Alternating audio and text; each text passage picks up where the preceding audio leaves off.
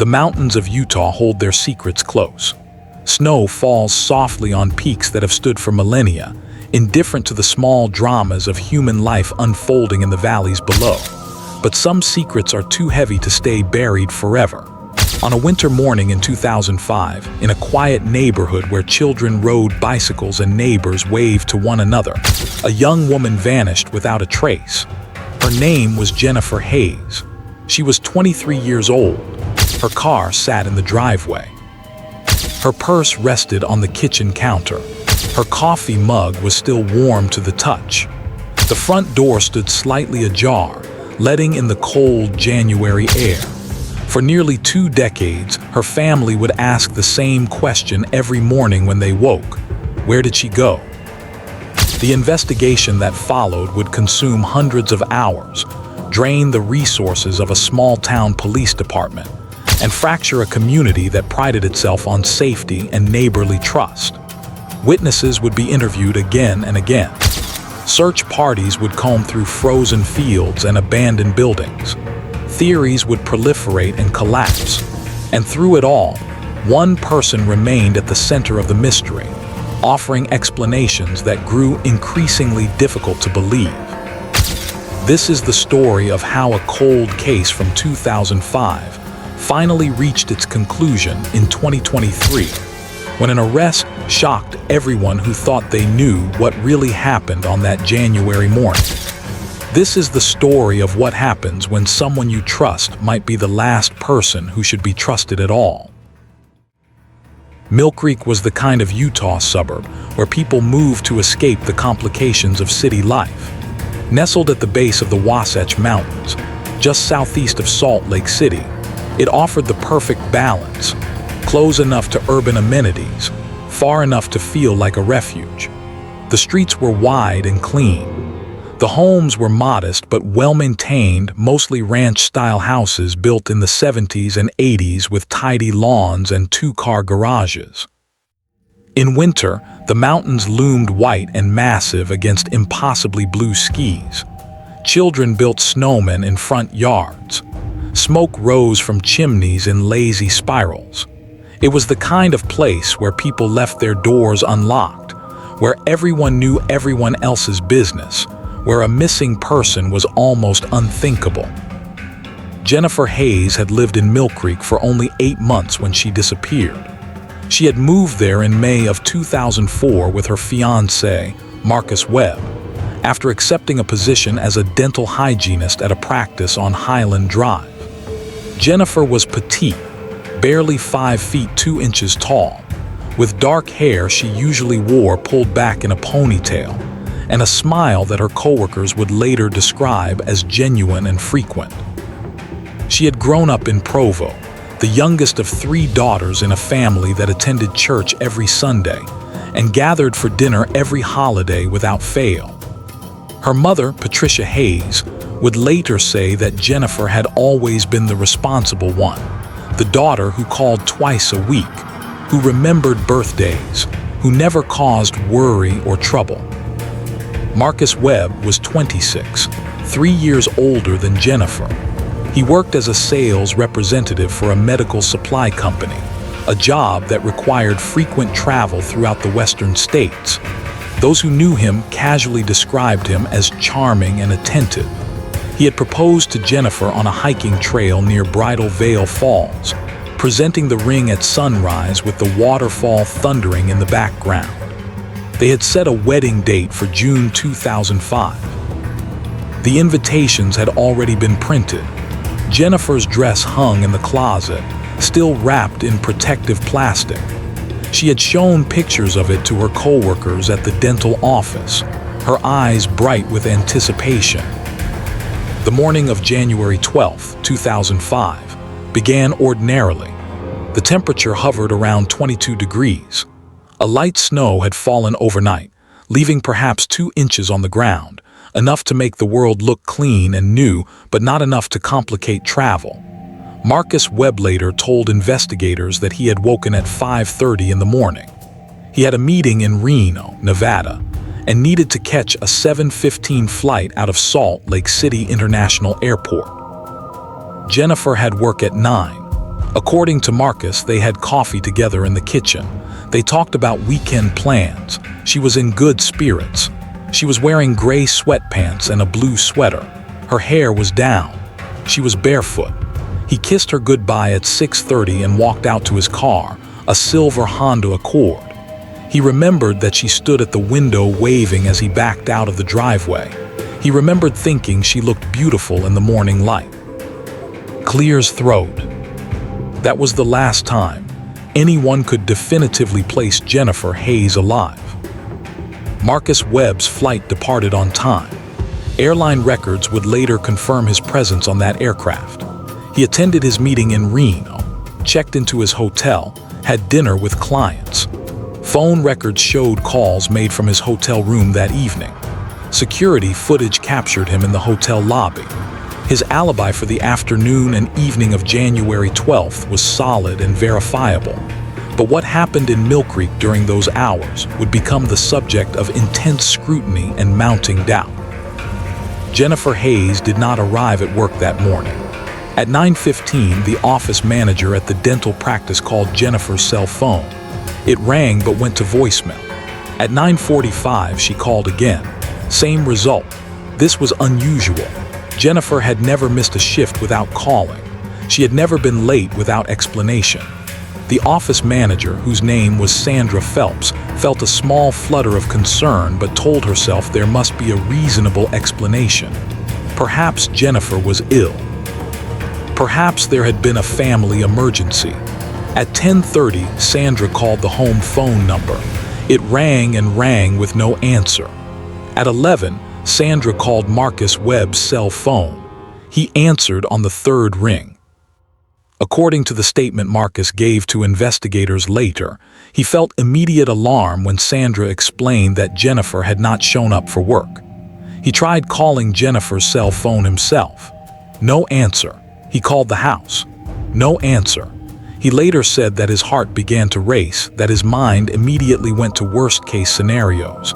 A car accident, a medical emergency, something terrible and sudden. He told Sandra he would call the neighbors, that he would figure out what was wrong. He hung up and immediately dialed the Mill Creek Police Department from his hotel room in Reno. The timestamp on that call was 11:07 in the morning, Mountain Time. The dispatcher took the information calmly. A young woman had not shown up for work. Her fiancé was out of town and concerned. The dispatcher assured Marcus that an officer would conduct a welfare check at the residence. At 11:32, Officer David Romero arrived at the house on Parkview Drive, a quiet street lined with bare trees and snow-covered lawns. He noted in his report that the driveway was empty except for Jennifer's vehicle, a white Toyota Camry with Utah plates. He approached the front door and knocked. No answer. He knocked again, louder. Nothing. He tried the doorknob and found it unlocked. The door swung open easily. Officer Romero called out as he entered. The house was silent except for the hum of the refrigerator. He moved through the living room, noting that everything appeared orderly. A couch faced a television. Magazines sat neatly stacked on a coffee table. Family photographs hung on the walls. In the kitchen, he found 2 coffee mugs on the counter. One was still half full. He touched it with the back of his hand and noted that it had long since gone cold. Jennifer's purse sat on the kitchen table, its contents undisturbed. Wallet, keys, lip balm, a small notepad. Her cell phone rested beside the purse, powered off. Officer Romero's sense of unease began to deepen. He continued through the house, calling Jennifer's name. The bedroom showed signs of a normal morning. The bed was made, clothes lay folded on a chair. The bathroom counter held the usual array of cosmetics and toiletries. A hairbrush sat beside the sink with dark strands tangled in its bristles. The shower stall was dry. In the closet, her shoes were lined up neatly on a rack. Her coat still hung on its hanger. In January in Utah, no one walked outside without a coat. Officer Romero returned to the living room and looked around more carefully this time. The television remote sat on the arm of the couch. A book lay face down on the cushion, its spine cracked open to hold the page. Everything suggested that someone had been here, living normally, and then simply stopped. He radioed for backup. At 12:15, Detective Sarah Morneau arrived with 2 additional officers. They began a systematic search of the property, photographing every room, documenting every detail. They found nothing obviously disturbed, no signs of forced entry, no indication of a struggle. The back door was locked from the inside. Windows were secure. The garage door was closed. Jennifer's car sat in the driveway with a light dusting of snow on the windshield, suggesting it had not been moved since the previous evening. Detective Morneau opened the car door with gloved hands. The interior was clean and unremarkable. A gym bag sat in the back seat. An ice scraper lay on the passenger floor. The odometer read 73,212 miles. For those who have ever tried to make sense of a scene that defies logic, that offers no clear narrative, the frustration becomes almost physical. Detective Morneau stood in the driveway and looked at the house, at the locked doors and undisturbed rooms, at the purse and phone and coffee mug, and felt that particular helplessness that comes when the evidence points nowhere. She called Marcus Webb in Reno. He answered immediately. She asked him to describe Jennifer's mental state in recent days. Had she seemed upset, anxious, depressed? Marcus said no, absolutely not. Jennifer had been happy. They were planning a wedding, everything was fine. Detective Morneau asked if Jennifer had any reason to leave voluntarily. Again, no. Where would she go without her purse, without her phone, without her car, without a coat in January? Marcus's voice began to break. He said he was booking the next flight home. He said he would be there as soon as humanly possible. By 2 in the afternoon, word had spread through the neighborhood. Concerned residents gathered on the street, speaking in hushed tones. Several offered to help search. Detective Morneau organized them into teams. They would canvass the immediate area, knock on doors, check yards and garages, look for any sign of Jennifer or any clue to her whereabouts. The temperature had risen slightly, but the wind had picked up, biting and cold. Volunteers walked in groups of 3 and 4, calling Jennifer's name, checking behind sheds and under porches. They found nothing. As the winter sun began its early descent, painting the snow in shades of pink and orange, the search expanded. More officers arrived. They walked the street with flashlights, their beams cutting through the gathering darkness. Jennifer Hayes' parents, Patricia and Donald Hayes, arrived from Provo at 4:30. Patricia's face was pale and drawn. She went immediately into the house, touching things as though contact with her daughter's possessions might somehow provide answers. She picked up the coffee mug and held it, her hands trembling. She walked into the bedroom and sat on the edge of the bed, her eyes scanning the room for anything that might explain the inexplicable. Donald Hayes stood in the driveway speaking with Detective Morneau, his voice steady but his eyes revealing a father's worst fear made suddenly real. He asked what the police were doing, what theories they were pursuing, whether there were any leads at all. Detective Morneau told him the truth. They had very little to go on. Marcus Webb arrived at the house at 6:45 that evening. He had taken a 4:30 flight from Reno and driven directly from the airport. Neighbors who saw him later described his appearance as distraught. His face was red, his eyes puffy.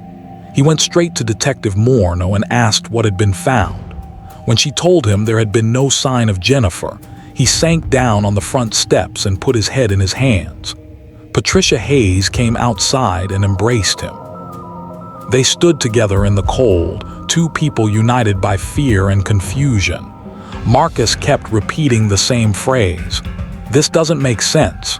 This doesn't make any sense." Over the next 3 days, the search intensified. Police brought in cadaver dogs that sniffed through the house and the surrounding area. They found nothing. Volunteers from the community organized search parties that combed through nearby parks, empty lots, and wooded areas at the base of the foothills. They distributed flyers with Jennifer's photograph.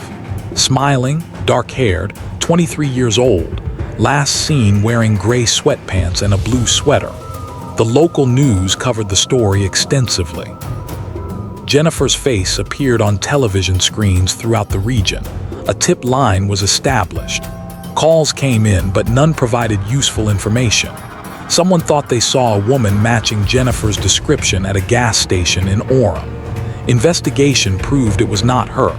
Another caller claimed to have seen a suspicious vehicle in the neighborhood on the morning of January 12th. Police tracked down the vehicle and ruled it out.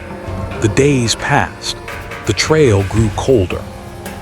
Part 2. The investigation. The Mill Creek Police Department committed significant resources to finding Jennifer Hayes.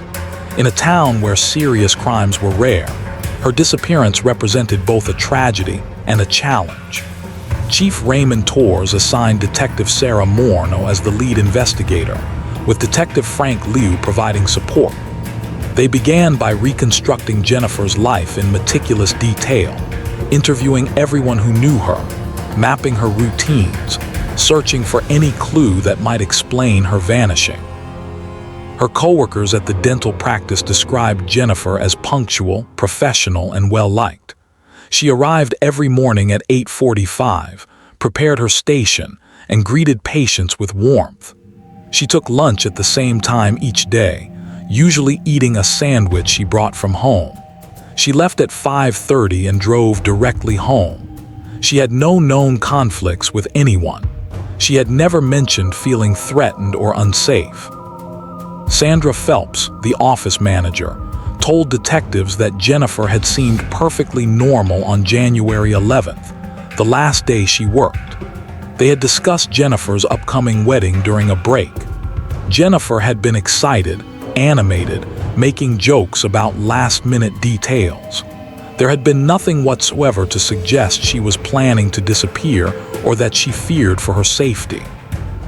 Jennifer's family painted a similar picture. Patricia Hayes told investigators that she had spoken with Jennifer on the phone on January 10th. Jennifer had called to ask about flower arrangements for the wedding reception. The conversation had lasted 20 minutes. Patricia said her daughter sounded happy, engaged in the details of life, looking forward to the future. Donald Hayes confirmed that Jennifer had given no indication of problems in her relationship with Marcus. The couple seemed devoted to one another. Marcus visited the Hayes home frequently, attended family gatherings, participated in holiday celebrations. He seemed like the ideal future son-in-law, employed, responsible, attentive to Jennifer. Donald said he had no reservations about the engagement. Clears throat. But as detectives dug deeper, small inconsistencies began to emerge. These were not dramatic revelations, but rather subtle details that did not quite align. Neighbors on Parkview Drive were interviewed systematically. Most had seen little of Jennifer or Marcus. The couple kept to themselves, neither unfriendly nor particularly social. But Mrs. Eleanor Grant, who lived directly across the street, provided information that caught Detective Morneau's attention. Mrs. Grant was 72, a retired schoolteacher who spent much of her time at her front window watching the quiet rhythms of the neighborhood. She told detectives that on the morning of January 12th, she had seen Marcus Webb leave the house at approximately 6:35. She remembered because she had been drinking her morning tea, which she always did at 6:30. Marcus had backed his car out of the driveway, paused at the street, and driven away. But Mrs. Grant also said something else. She had seen Marcus return to the house later that morning. She estimated the time as around 7:45 or 8 o'clock. His car had pulled into the driveway. He had gone inside. She had not seen him leave again because she had moved to the kitchen to prepare breakfast. This was interesting. Marcus Webb had told investigators he went straight from home to the airport for a 7:15 flight. The drive from Parkview Drive to Salt Lake City International Airport took approximately 25 minutes in normal traffic. If Marcus left at 6:35, he would have arrived at the airport by 7 o'clock, giving him just 15 minutes before departure. Possible but tight. But if Mrs. Grant was correct that he returned to the house after leaving, the timeline became more complicated. Detective Morneau asked Mrs. Grant how certain she was about seeing Marcus return. Mrs. Grant was firm. She had seen his silver Honda Accord pull into the driveway. She had watched him get out of the car and walk to the front door. She was absolutely sure. Detective Morneau pulled the airline records again. Marcus Webb had checked in for his flight online the night before. He had not checked any bags. He had walked directly to security. Timestamp on his TSA screening, 7:08 in the morning. So if he left home at 6:35, as Mrs. Grant confirmed, and arrived at the airport by 7, passing through security at 7:08, the timeline worked. But if he returned home after leaving, as Mrs. Grant also claimed, when did that happen? Could Mrs. Grant be mistaken about the second sighting? Detectives showed her a photograph of Marcus's car. She confirmed it immediately. That was the vehicle she had seen. Marcus was asked about this directly. He was interviewed at the Mill Creek Police Department on January 18th, 6 days after Jennifer's disappearance. The interview was recorded. Detective Morneau asked Marcus to walk through the morning of January 12th minute by minute. Marcus repeated what he had said before. He woke at 5:30, showered, dressed, had coffee with Jennifer, left the house at 6:30. Detective Morneau then mentioned Mrs. Grant's statement. Marcus paused. He seemed confused. He said, "I don't know what she saw, but I went straight to the airport." Detective Morneau pressed him. Could he have forgotten returning home for something? Had he perhaps realized he left an item behind and driven back quickly? Marcus shook his head. "No, I left and didn't come back. Maybe she saw someone else's car. I don't know." Those who have spent time with investigators know that certain moments crystallize suspicion. It is not always dramatic statements or obvious lies. Sometimes it is the quality of a pause, the way someone's eyes shift, the forced casualness of a denial. Detective Liu, who observed the interview from behind the glass, later wrote in his notes, "Subject seemed uncomfortable when confronted with neighbors' testimony. Body language shifted. Answers became less fluid." Detectives began examining Marcus Webb's background more thoroughly. He had no criminal record. Credit checks revealed no financial problems. Coworkers at the medical supply company described him as competent and professional. His sales territory covered Nevada, Utah, and parts of Idaho, requiring frequent overnight trips. Phone records from his work cell showed normal business activity. But detectives also pulled records for a second cell phone registered in Marcus's name, a prepaid device purchased 3 months earlier. The call history on this phone was sparse but interesting. Several calls had been made to a number registered to a woman named Danielle Porter, who lived in Las Vegas. Detectives contacted Danielle Porter on January 21st. Danielle Porter was 28, a casino host at one of the major properties on the Strip. She confirmed that she knew Marcus Webb. They had met in October during one of his business trips to Las Vegas. They had gone to dinner a few times. When detectives asked about the nature of their relationship, Danielle hesitated before saying they had been seeing each other. She added that Marcus had told her he was single. She seemed surprised to learn he was engaged. When shown Jennifer's photograph and told that she had been missing since January 12th, Danielle Porter appeared genuinely shocked. She said she had last seen Marcus on January 8th when he had visited Las Vegas for the weekend. They had spent the day together. He had seemed normal, relaxed. He had not mentioned any problems. Detectives asked if Marcus had contacted her since January 12th. She checked her phone and said no, there had been no recent communication. This was potentially significant. Marcus Webb had been maintaining a relationship with another woman while planning a wedding with Jennifer Hayes. It did not prove anything regarding Jennifer's disappearance, but it established that Marcus had been deceptive. When confronted with this information on January 24th, Marcus admitted to the relationship with Danielle, but characterized it as a mistake, a brief lapse in judgment that he regretted. He said he had ended things with Danielle after Christmas. He insisted that his relationship with Jennifer was solid, that he loved her, that he wanted to marry her. When Detective Morneau asked why he had not mentioned Danielle during previous interviews, Marcus said he did not think it was relevant, that he was ashamed, that he did not want to complicate the investigation with information that had nothing to do with Jennifer's disappearance. But investigators now had a clear motive for Marcus to want Jennifer gone, a secret relationship that would have been exposed if the wedding proceeded, professional and personal embarrassment, potential financial liability. The narrative was beginning to take shape, yet they still had no physical evidence, no body, no witnesses to any violence, no forensic indicators of foul play in the house. The case was built on suspicion and inconsistency, not proof. Search efforts continued through late January and into February. The community remained engaged, organizing vigils and fundraisers to support the Hayes family. Jennifer's photograph remained everywhere, on telephone poles, in storefronts, on local news broadcasts.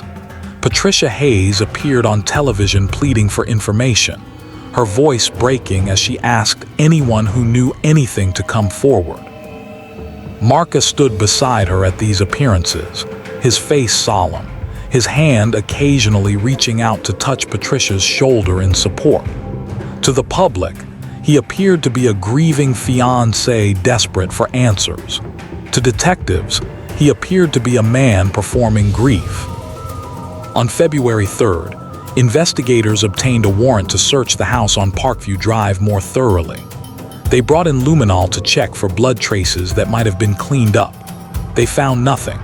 They examined the drains, the carpets, the garage floor. No evidence of violence.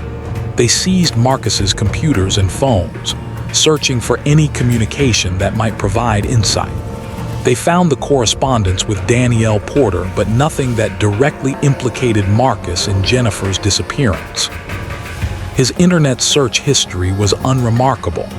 His emails showed normal daily life, work correspondence, messages to Jennifer about wedding plans, exchanges with friends. If Marcus Webb had done something to Jennifer Hayes, he had left no digital trail. By March, the investigation had lost momentum. Detective Morneau still believed Marcus Webb was responsible, but belief was not evidence. The district attorney's office declined to file charges, stating that no prosecutor could bring a case to trial without a body, without witnesses, without physical evidence linking the suspect to a crime. Marcus Webb was free to resume his life, though that life had been irrevocably altered. He stopped attending family gatherings with the Hayes family. He moved out of the house on Parkview Drive in April, relocating to an apartment in Sandy. He continued working for the medical supply company, though several coworkers later reported that he seemed withdrawn, less engaged. The wedding date came and went. The dress remained in the closet, untouched. Jennifer Hayes was listed as a missing person, her case filed away with hundreds of others in the state database. The investigation remained officially open but inactive. Deputies whispered quietly among themselves that they knew what had happened, that they knew who was responsible, but their hands were tied. They needed evidence. They needed proof. Without it, Jennifer Hayes would remain lost, and Marcus Webb would remain free. Part 3: The Silence. Time has a peculiar quality in the aftermath of unsolved tragedy. Days stretch and compress simultaneously. For Jennifer Hayes' family, the months following her disappearance were marked by an exhausting combination of hope and despair. Patricia Hayes could not accept that her daughter was dead. though every logical part of her mind knew that a young woman does not disappear into thin air without explanation. She kept Jennifer's room in the family home exactly as it had been. The bed made with the quilt Jennifer had used since high school. The books still arranged on the shelf in order of height. The stuffed animals from childhood arranged against the pillows. Donald Hayes tried to maintain normalcy, going to work each day at the accounting firm where he had been employed for 23 years. But colleagues noticed he had aged visibly. His face creased with new lines, his shoulders permanently hunched as though bearing actual physical weight. Marcus Webb's life after the investigation slowed took on an odd duality. He continued his work, traveling through the western states, meeting clients, closing sales. Those who encountered him professionally noticed nothing unusual. He was polite, competent, punctual. But those who knew him more personally, the few friends who remained in contact, observed a change. Marcus drank more than he had before. He avoided social situations. He never mentioned Jennifer's name unless directly asked, and even then his responses were brief and evasive. He said only that the situation was tragic, that he hoped for resolution, that he thought about Jennifer every day. But there was a flatness to these statements, a rote quality that suggested rehearsed rather than felt emotion. In September 2006, nearly 2 years after Jennifer's disappearance, Marcus began dating again. The woman's name was Rachel Simmons, a pharmaceutical sales representative he met through work. They were married in January 2008 in a small ceremony in Park City. Jennifer's case was still technically open, but media attention had faded. Public interest had moved on to newer tragedies. Marcus and Rachel bought a house in Draper, a suburb south of Salt Lake City. Rachel later told investigators that Marcus rarely discussed his past. She knew he had been engaged before, that his fiancée had disappeared, that the situation had been difficult. But Marcus portrayed himself as a victim of circumstances, a man who had lost someone he loved and been unfairly scrutinized by police who needed someone to blame. Rachel seemed to accept this narrative. They had a daughter in 2009, a girl they named Sophie. Marcus appeared to settle into domestic life. He coached Sophie's youth soccer team. He attended school events. He mowed the lawn on Saturday mornings. Neighbors in Draper saw a normal family living a normal suburban existence. But Rachel would later say that there were aspects of Marcus's behavior that troubled her even then, though she could not articulate exactly why. He was secretive about certain things: his phone, his computer, his schedule. He sometimes disappeared for hours without explanation, claiming he had been driving to clear his head or running errands. She found this odd but not alarming enough to confront directly. Marriage required trust. She chose to trust. The Hayes family, meanwhile, could not move forward. Patricia Hayes became involved with organizations supporting families of missing persons. She attended conferences, participated in support groups, channeled her grief into advocacy. Donald Hayes retreated inward, spending long hours alone in his workshop building furniture no one needed. Jennifer's sisters, Amanda and Catherine, both married and started families, but the shadow of their missing sister hung over every celebration. Birthday parties for their children were bittersweet. How could joy exist fully when Jennifer was not there to share it? They thought about her constantly. Where was she? What had happened in those unknown hours of January 12, 2005? Would they ever know? For those who have ever doubted someone you love, who have felt suspicion grow despite your desire to believe, the internal conflict becomes corrosive. Rachel Webb began to experience this around 2012, when Sophie was 3 years old. Small things accumulated. Marcus's defensiveness when asked simple questions about his day, his reluctance to let Rachel access his laptop, his tendency to delete text messages immediately after reading them. Rachel told herself she was being paranoid. Marcus had been through trauma. Perhaps his guardedness was understandable, but the feeling persisted, a low-grade unease that never fully dissipated. In March 2013, something happened that Rachel could not dismiss. She was cleaning out the garage, sorting through boxes that had not been unpacked since their move to Draper. She found a cardboard box labeled M Personal in Marcus's handwriting. Inside were various items: old photographs, college textbooks, a baseball signed by someone whose name Rachel did not recognize. At the bottom of the box, beneath everything else, was a jewelry box. Rachel opened it and found an engagement ring, a round diamond in a platinum setting.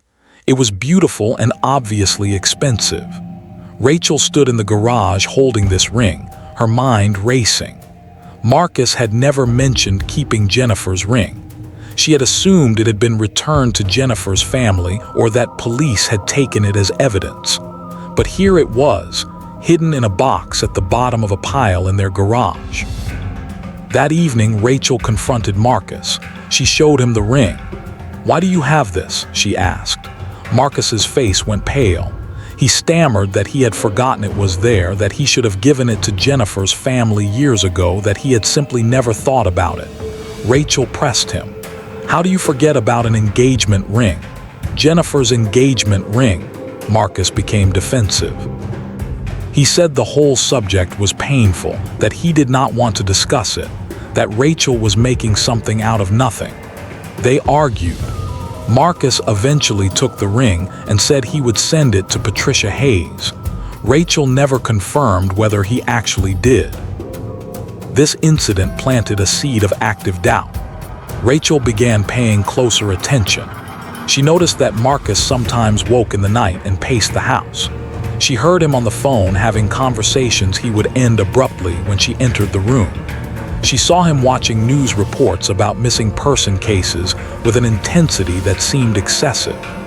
One evening in July 2014, Rachel woke at 2 in the morning to find Marcus's side of the bed empty. She went downstairs and found him sitting in the dark living room staring at nothing. When she asked if he was okay, he did not respond immediately. Finally, he said, "I can't sleep. I keep thinking about things." When Rachel asked what things, he said, "Just things, the past." His voice sounded hollow. Sophie, meanwhile, was developing into a bright and observant child. She was 5 years old in 2014, attending kindergarten, making friends, learning to read. She seemed happy and well-adjusted, but she also said things occasionally that struck Rachel as odd. Once during dinner, Sophie asked, "Daddy, where did your other family go?" Marcus stiffened. He asked what she meant. Sophie said, "The people who lived before us." Marcus told her there were no other people, that Sophie was confused. Sophie insisted, "But you told me about the lady who went away." Rachel intervened, changing the subject, but the exchange stayed with her. In August 2015, Marcus lost his job. The medical supply company was downsizing, eliminating several sales positions. Marcus received a severance package but took the loss hard. He became moody, irritable, distant. He drank more openly now, sometimes finishing a bottle of whiskey in an evening. Rachel suggested he speak with a therapist. Marcus refused. He said he did not need therapy, that he just needed to find a new job. Weeks turned into months. Marcus sent out resumes but received few responses. Money became tight. Rachel took extra hours at work. The atmosphere in the house grew tense. Sophie, now 6, seemed to sense the strain. She became quieter, more withdrawn. She stopped asking questions. By 2016, Rachel was seriously considering leaving Marcus. The man she had married seemed to have disappeared, replaced by someone sullen and uncommunicative. They slept in separate rooms. They barely spoke. But Rachel hesitated because of Sophie. Divorce would disrupt their daughter's life. And despite everything, Rachel still did not have clear evidence of anything truly wrong, just a persistent feeling that something was hidden, something dark. She thought about Jennifer Hayes often. She searched online for information about the case, reading old news articles, looking at photographs of the young woman who had vanished. Jennifer had been just a year older than Rachel was when she met Marcus. The realization was unsettling. In November 2017, Rachel found something that crystallized her decision. Marcus had left his laptop open on the kitchen table, something he never did. Rachel glanced at the screen and saw that a web browser was open to a forum discussing unsolved disappearances. Marcus had been reading threads about various cases, including Jennifer Hayes' case. Rachel felt ice spread through her chest. Why would Marcus be reading about Jennifer's disappearance? Why would he be on these forums at all? She scrolled through the browsing history quickly before Marcus returned. She saw searches. Statute of limitations, missing person. Can police reopen cold case? What evidence needed to prove murder? Rachel closed the laptop and sat down, her hands shaking. That evening, she told Marcus she wanted a separation. Marcus did not argue. He seemed almost relieved. He moved out the following week, renting a small apartment in West Jordan. Custody of Sophie was shared, though Rachel insisted on supervised visitation until she felt confident that Sophie was safe. Marcus agreed to all terms without resistance. The divorce was finalized in March 2018. Rachel felt simultaneously liberated and frightened. She had escaped something, though she could not articulate exactly what. But Sophie was struggling. The divorce had affected her more than Rachel anticipated. She became anxious, had trouble sleeping, refused to spend nights at Marcus's apartment. A school counselor suggested that Sophie might benefit from therapy. Rachel agreed immediately. Sophie began seeing a child psychologist named Dr. Linda Freeman in April 2018. The sessions were intended to help Sophie process the divorce, manage her anxiety, develop coping skills. For months, the therapy seemed to help. Sophie talked about school, friends, feelings about her parents living separately.